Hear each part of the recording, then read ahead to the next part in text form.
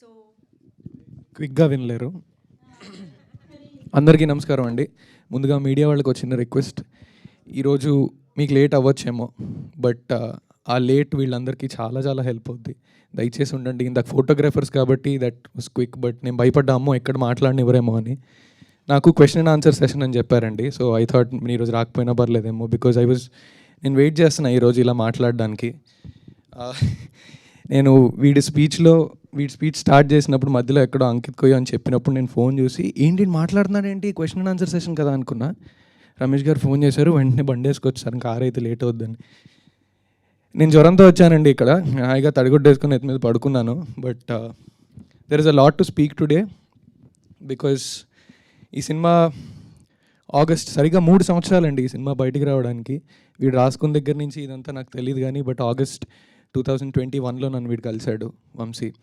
ఓ దగ్గర కూర్చొని story narration ఇచ్చిన తర్వాత స్టోరీ విన్న వెంటనే చాలా చాలా హ్యాపీ ఫీల్ అయ్యి, అబ్బా ఏం కథ రాసావరా అనుకొని వెంటనే నాకు తెలిసిన ఒక ప్రొడ్యూసర్ గారికి వెంటనే ఫోన్ చేశాను.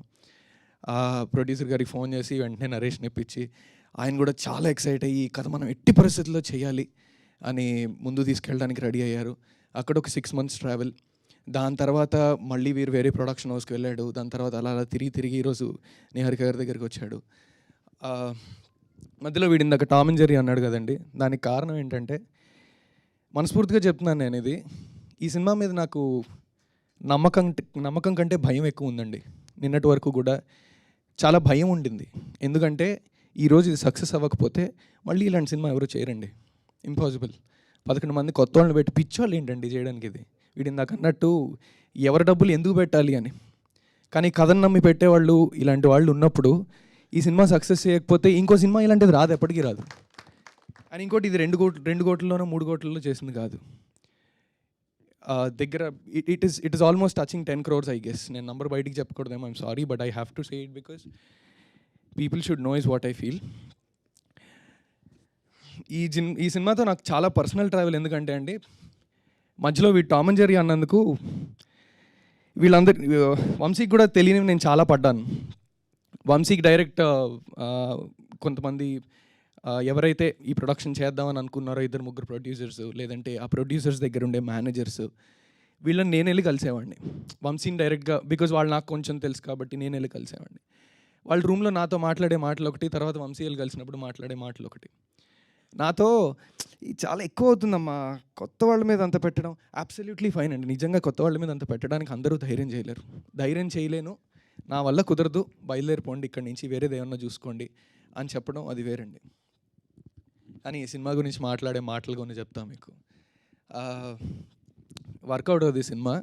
ఏంటి ఆ కథ ఏంటి అసలు, మధ్యలో ల్యాగ్ అవ్వదు. వీడు ఎంత బాగా నరేట్ చేస్తాడంటే అండి, వాళ్ళందరూ అనేవాళ్ళు ఏంటంటే, ఇది నరేషన్ వల్ల మీకు అలా అనిపిస్తుంది కానీ అంత వర్కౌట్ అవ్వదమ్మా ఈ సినిమా, అసలు అవ్వదు అని, వర్కౌట్ అవ్వదు అని నా ముందు అనేవారు. నేను వచ్చి వీడి దగ్గర మాట్లాడేటప్పుడు వీడు చెప్పేవాడు నాకు వాళ్ళ అమ్మగారు హెల్త్ గురించి కానీ, వాళ్ళ ఇంట్లో ఎప్పుడైతే మేము ఒక ప్రొడక్షన్ హౌస్లో సైన్ చేసేసామో, వీళ్ళ నాన్నగారు ఊరంతా ఆల్మోస్ట్ చాటింగ్ వేస్తారు, మా కొడుకు సినిమా చేసేస్తున్నాడు అని.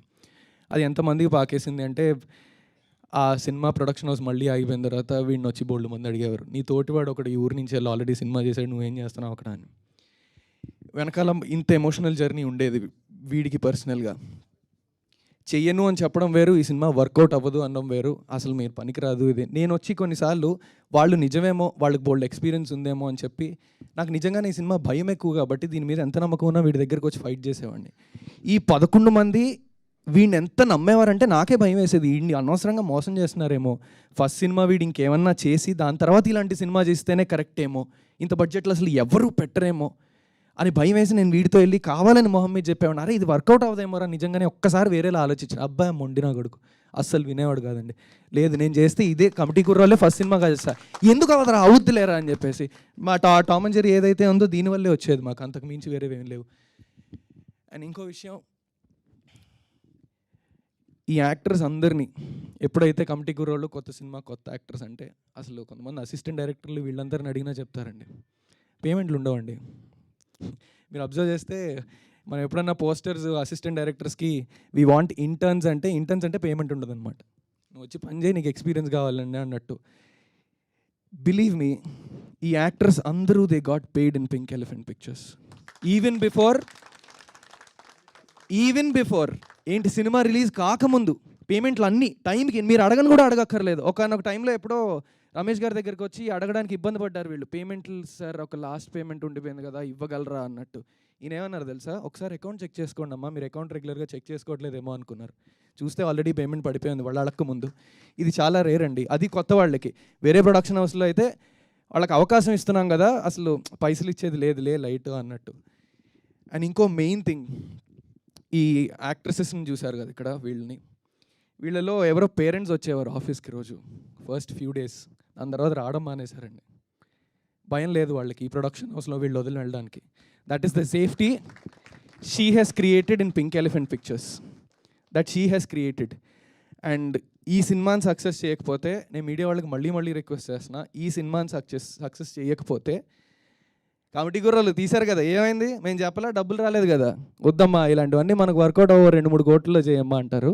మనం మళ్ళీ అర్రే ఆ స్టేట్లో ఆ సినిమా వచ్చిందండి కదా చాలా బాగుందంటరా, అది చూద్దాంరా తెలుగు నుంచి రావడం ఉండదండి. దయచేసి మీడియా వాళ్ళందరూ కూడా I think please push this film as much as you can, because అంటే on a personal interest I think you have to write and it's a request. And one thing I wanted to do with all of these people is, ఇందాక వీటి Jersey అన్నాడు కదా, I think we should do it. Take places, అందరూ ఫ్రేమ్లో పడేలాగా. No I'm serious, అందరూ ఫ్రేమ్లో పడేలాగా ప్లీజ్ టేక్ యూర్ ప్లేసెస్. అమ్మ కెమెరా వైడ్లు పెట్టుకోండి అమ్మా.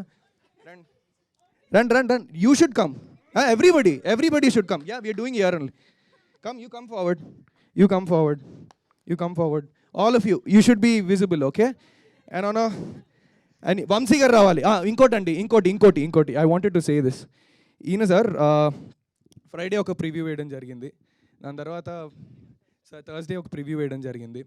అండ్ దెన్ ఆ షోకి అందరూ మేధావులే వచ్చినట్టున్నారు, చాలా వరకు. మేధావులు నేను ఎందుకు అంటున్నా అంటే, మనం మర్చిపోయామండి సినిమాని అలా ఆస్వాదించాలి.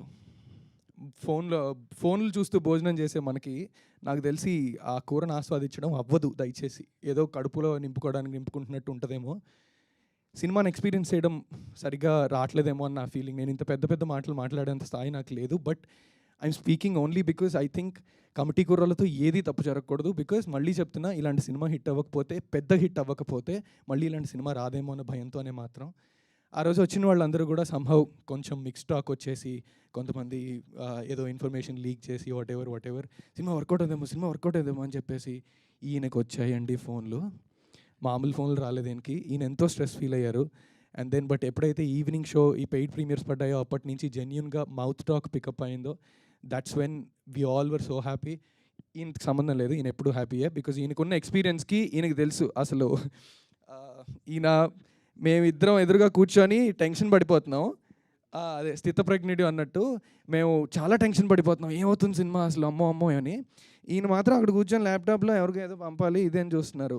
మేము మాట్లాడేదానికి ఈయన అడిగే క్వశ్చన్కి సంబంధం లేదు. మేమేమో సార్ భయం వేస్తుంది సార్ అంటే, ఈయనేమో అది ఎవరికి ఏది పంపాలన్నో ఏంటమ్మా రాజేష్ రామ పేరేంటి అని ఇలా కూర్చొని కాఫీ తాగుతావా టీ తాగుతావా అన్నట్టు. ఈయనకి అసలు సంబంధం లేదు, because he knew it's a hit. And yeah, so thank you so much Vamsi Nandivadi garu and a lot of other distributors who've trusted and is taking this film forward, and it's time for us to show how much we are proud of this film, I guess, right? Thank you so much. On a count of 3, 2, 1 camera wide ellai kada, enke you got to do it.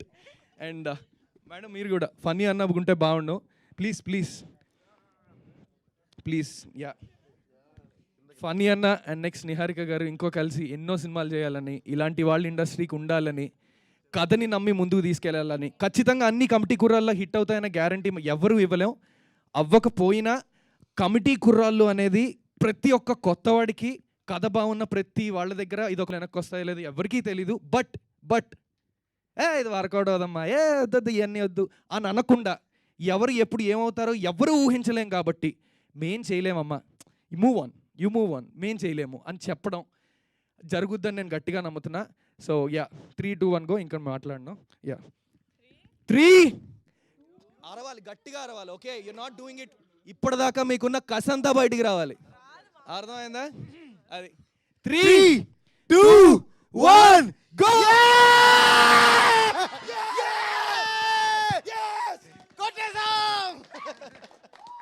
Thank you so much. Thank you. Wow, amazing. Thank you so much, Ankit garu. Already థియేటర్స్లోనే మమ్మల్ని emotional చేశారు, stage పైన కూడా చేస్తున్నారు. Thank you so much. And we all know this wonderful and emotional journey మీ అందరూ ఈ ఈ సినిమా ద్వారా. సో ఇప్పుడైతే ఫైనల్గా ఆబ్వియస్గా